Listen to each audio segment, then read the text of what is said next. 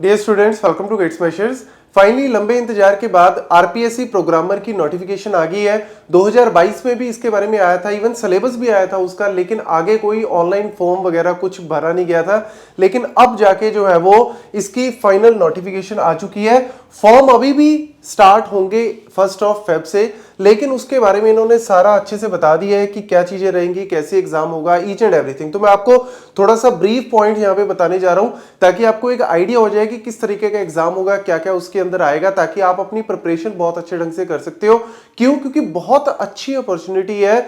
तो यहाँ पे सबसे पहले अगर हम बात करें नंबर ऑफ वैकेंसीज की, तो नंबर ऑफ वैकेंसीज है यहाँ पे 216। तो नंबर भी ठीक ठाक है, ऐसा नहीं कि बहुत कम है या ज्यादा है, तो नंबर ठीक है, 216 वैकेंसीज है। और इन वैकेंसीज को अगर हम बात करें सबसे पहले कि कौन फिल कर सकता है, क्योंकि सबसे पहले एजुकेशन क्वालिफिकेशन का ही दिमाग में रहता है कि सर कौन भर सकता है इनको।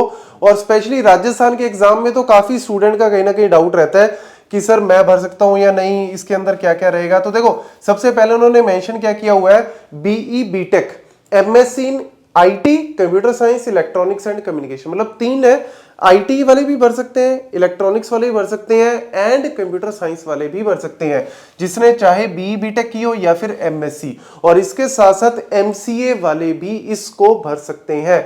और इसके साथ साथ अगर हम बात करें एमटेक, वैसे तो बीटेक वाले भर सकते हैं, तो एमटेक वाले तो ऑब्वियसली भर ही सकते हैं, बट इन्होंने अलग से भी मेंशन कर दिया कि चाहे आपकी बीटेक है, आईटीसीएस और इलेक्ट्रॉनिक्स में चाहे एमटेक है, तब भी आप इसको जो है वो भर सकते हो। और इसके साथ साथ एमबीए आईटी वाले भी इसको भर सकते हैं। तो कंपटीशन तो अच्छा खासा रहेगा, क्योंकि राजस्थान में थोड़ा सा कहीं ना कहीं कल्चर ज्यादा है गवर्नमेंट जॉब का, और स्पेशली काफी स्टूडेंट जो है वो पिछले 1-2 साल से वेट भी कर रहे थे इस पोस्ट की, और पोस्ट भी काफी अच्छी है। तो इसीलिए कहीं ना कहीं कंपटीशन आपका हाई रहने वाला है, नंबर ऑफ एप्लीकेंट ज्यादा होंगे। और इसकी अगर हम बात करें कि पे लेवल, क्योंकि ऑब्वियसली यार अगर मैं जॉब कर रहा हूं तो मेरे को पे के बारे में पता होना चाहिए। तो पे की बात करें तो यहाँ पे लेवल 12 है, ग्रेड पे 4800। तो मैंने भी चेक किया था, स्टूडेंट से भी मैंने पता किया, तो ऑन एन एवरेज अराउंड अगर मैं बात करूं तो इनिशियल लेवल पे आप मान के चलो 62,000 के अराउंड जो है, थोड़ा बहुत ऊपर नीचे हो सकता है, बट 62-63,000 के अराउंड जो है वो आपकी सैलरी जो है वो बनती है। और आयु सीमा की बात करें, मतलब कितनी एज यहाँ पे लिमिट है,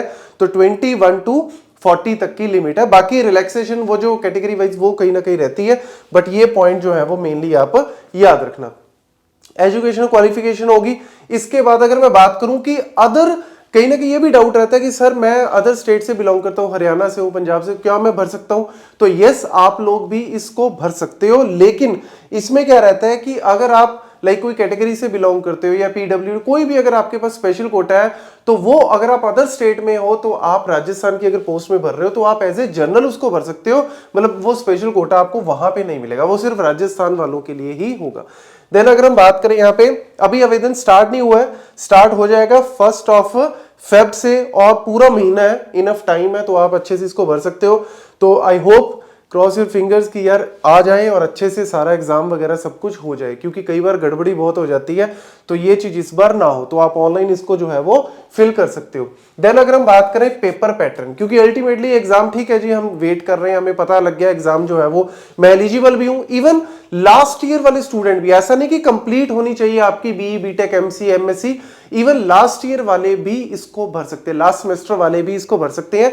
बट कुछ एक डेट होगी, उस डेट के पहले पहले आपका जो कंप्लीशन जो है वो हो जाना चाहिए। देन अगर हम बात करें सिलेबस की और पेपर पैटर्न की, तो 2 पेपर होंगे यहाँ पे, paper 1 and paper 2।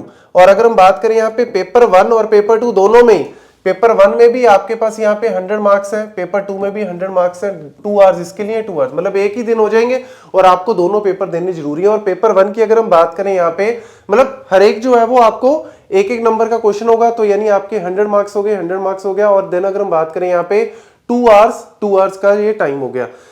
Negative marking भी है, लेकिन नेगेटिव मार्किंग पे मैं बाद में आता हूं। तो यहाँ पे कैंडिडेट्स को जो जनरल वाले हैं 40% जो है वो रिटन एग्जाम में आप कह सकते हो कि एलिजिबल, क्वालिफाइंग है। इसका मतलब ये नहीं कि आप मेरिट लिस्ट में आ जाओगे, उसके बाद तो फिर मेरिट लिस्ट उसके हिसाब से बनती है, बट इतने तो आपको मिनिमम लेने ही पड़ेंगे।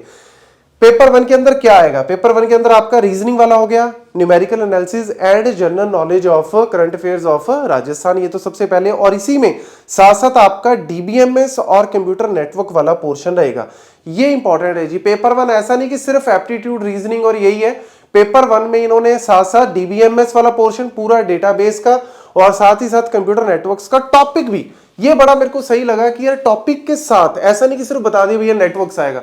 अब नेटवर्क्स के अंदर क्या आएगा, सिक्योरिटी भी आएगा या नहीं, कितने लेवल का आएगा क्या, तो इन्होंने each and every topic wise जो है वो इसको एक्सप्लेन किया। वो इवन जब 2022 में इसकी नोटिफिकेशन आई थी तो हमने तभी से ही इसका कोर्स जो है वो स्टार्ट कर दिया था।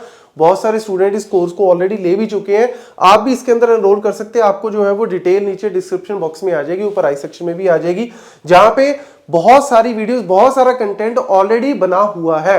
लेकिन वो बीच में रोक क्यों दिया, क्योंकि एप्लीकेशन ही नहीं आई यार, बंदा करे क्या। स्टूडेंट भी वेट कर रहे थे, मैं भी वेट कर रहा था, लेकिन अब फाइनली अगर आ गई है तो इसके ऊपर और भी वीडियोस हम लोग जो है वो डालनी स्टार्ट कर देंगे। देन अगर हम बात करें यहाँ पे पेपर 1 ही हो गया, रीजनिंग, न्यूमेरिकल एनालिसिस। ऐसा नहीं बताया कि रीजनिंग के कितने क्वेश्चन, ये कितने क्वेश्चन, बट आप मान के चलो कि अगर 100 क्वेश्चन है यहाँ पे तो 30 30 30 आप इस तरीके से 33 35 30 इस तरीके से आप थोड़ा बहुत डिवाइड कर सकते हो, क्योंकि ये आपके जो है वो 3 सेक्शन है, तो तीनों सेक्शन में 100 क्वेश्चन आप कह सकते हो कि 33 इस तरीके से हो सकते हैं, बाकी ऊपर नीचे भी हो सकता है। देन अगर हम बात करें पेपर 2 का सिलेबस, पेपर 1 का सिलेबस पहले भी वही था कि क्या क्या चीजें आएंगी, सिलेबस वही था, पैटर्न जो है वो इन्होंने क्लियर कट यहाँ पे बता दिया। तो पेपर 2 में यहाँ पे system analysis and design, software का पूरा अच्छे से ईच एंड एवरी पॉइंट जो है वो यहाँ पे सिस्टम एनालिसिस एंड डिजाइन, और साथ ही साथ प्रोग्रामिंग। प्रोग्रामर की जॉब है तो भैया प्रोग्रामिंग तो अच्छे से चेक करेंगे। और प्रोग्रामिंग में क्या रहेगा सर, सबसे इंपॉर्टेंट है यहाँ पे जावा, सबसे जो है वो जावा अच्छे से ईच एंड एवरी पॉइंट इन्होंने डिटेल में यहाँ पे बताया हुआ है, ऑब्जेक्ट ओरिएंटेड सारा का सारा कॉन्सेप्ट, और साथ ही साथ इंट्रोडक्शन है .NET की। मेन आपका जो है वो कॉन्सेप्ट जावा का ही यहाँ पे रहेगा, तो ये प्रोग्रामर का। और ये जो छोटे मोटे पॉइंट्स है ना, वैसे दिखने में लगते हैं कि सर कोई इंपॉर्टेंट, बट ये बड़े इंपॉर्टेंट है। जैसे यहाँ पे क्या दिया हुआ है, ईच क्वेश्चन है 5 ऑप्शंस, मतलब हर एक क्वेश्चन के 5 ऑप्शन होंगे, 1 2 3 4 5। अब भैया 4 तो आपके वैलिड होंगे, मतलब 4 तो आपके जो क्वेश्चन के हिसाब से होंगे, तो आपको कोई ना कोई एक मार्क करना है। लेकिन आपको लगता है कि सर मुझे तो ये छेड़ना ही नहीं, मुझे नहीं आता ये, तो आपको 5th, ये वाला बड़ा इंपॉर्टेंट है जी, it is mandatory to fill 1 option for each question. If you are not attempting a question then you have to dark circle number 5, मतलब अगर आप नहीं अटेम्प्ट कर रहे तो डार्क करना circle number 5। If none of the circle is dark 1/3 part of the marks of the question will be deducted, मतलब 1 number का है तो 1/3 डिडक्ट होंगे। यानी अगर आपने क्वेश्चन आता है तो आप मार्क कर दो जो भी उसका सही आंसर आपको लग रहा है। लेकिन अगर आपको लग रहा है सर मुझे नहीं ये क्वेश्चन आता, तो आपको 5th वाला जो है सर्कल उसको करना पड़ेगा। अगर नहीं करते तो वो कह रहे हैं कि उसके लिए आपको 1/3 होगा। और अगर आपने टोटल में से मोर देन 10% क्वेश्चन छोड़ दिए, कुछ भी नहीं हुए, तो डिस्क्वालीफाई भी हो सकते हो। तो इसीलिए ये वाला पोर्शन जो है वो बड़ा इंपॉर्टेंट है। उन्होंने बोला है कि पेपर का जो टाइम होगा उसके बाद लास्ट में 10 मिनट आपको एक्स्ट्रा देंगे, पेपर हट जाएगा, सिर्फ आपको 10 मिनट एक्स्ट्रा देंगे कि आप एटलीस्ट बचे हुए को 5th वाला ऑप्शन जो है वो मार्क कर दो, ताकि डिस्क्वालीफाई ना हो जाओ। तो ये मतलब पॉइंट छोटे छोटे हैं लेकिन इंपॉर्टेंट है, आपको ये सारे पॉइंट जो है वो दिमाग में रखने हैं। तो मेन कहानी यही है, सिलेबस पता लग गया, एप्लीकेशन होप सो 1st से स्टार्ट हो जाए, थोड़ा बहुत इधर उधर हो सकता है, बट हम चाहते हैं कि यार 1 से स्टार्ट हो जाए ताकि स्टूडेंट जो है वो टाइमली इसको भर दें। और एग्जाम की बात करें तो फिर उसके 2-3 महीने के अंदर एग्जाम जो है वो होपफुली होने के चांसेस है। तो तैयारी जो है वो आप आज से अभी से स्टार्ट कर दो। बहुत ज्यादा वास्ट सिलेबस नहीं है, सिलेबस लिमिटेड है, लेकिन कंपटीशन हाई रहेगा क्योंकि बहुत सारे स्टूडेंट इसको अप्लाई करेंगे। तो इसीलिए प्रिपरेशन आपकी अच्छे ढंग से, एक शेड्यूल बनाना बहुत जरूरी है, एक शेड्यूल बनाना बहुत जरूरी है कि डेली बेसिस पे आप टॉपिक बाय टॉपिक जो है वो कंप्लीट करो। हर टॉपिक जो हो गया उसको मार्क कर लो सिलेबस के हिसाब से कि ये हो गया, ये रह गया, ये हो गया, तो उसके अंदर कितने क्वेश्चंस मैंने किए, क्या किस तरीके से क्वेश्चन आ सकते हैं और मैं उसको कर रहा हूं या नहीं कर रहा। पेपर का लेवल ठीक ठाक होगा, ऐसा नहीं कि ईजी होगा या बहुत ज्यादा हाई, मीडियम लेवल का पेपर होने के चांसेस है। और इसीलिए आपको प्रिपरेशन जो है वो अच्छे ढंग से करनी है। और अगर आपको लगता है कि सर आप इसकी प्रिपरेशन कराओ, तो मैंने जैसे कि बताया हमारा ऑलरेडी कोर्स इसके ऊपर है। ऐसा नहीं कि जो कोर्स के अंदर है तो वही मिलेगा, नहीं, आपको ऑब्वियसली नई चीज आई है तो हम नई उसके अंदर अपडेशंस डेफिनेटली करेंगे। बाकी कोई भी क्वेरी है तो आप हमसे पूछ सकते हो, डिस्क्रिप्शन बॉक्स में नंबर भी है, ऊपर आई सेक्शन में इसका जो है वो लिंक दिया हुआ है। Thank you.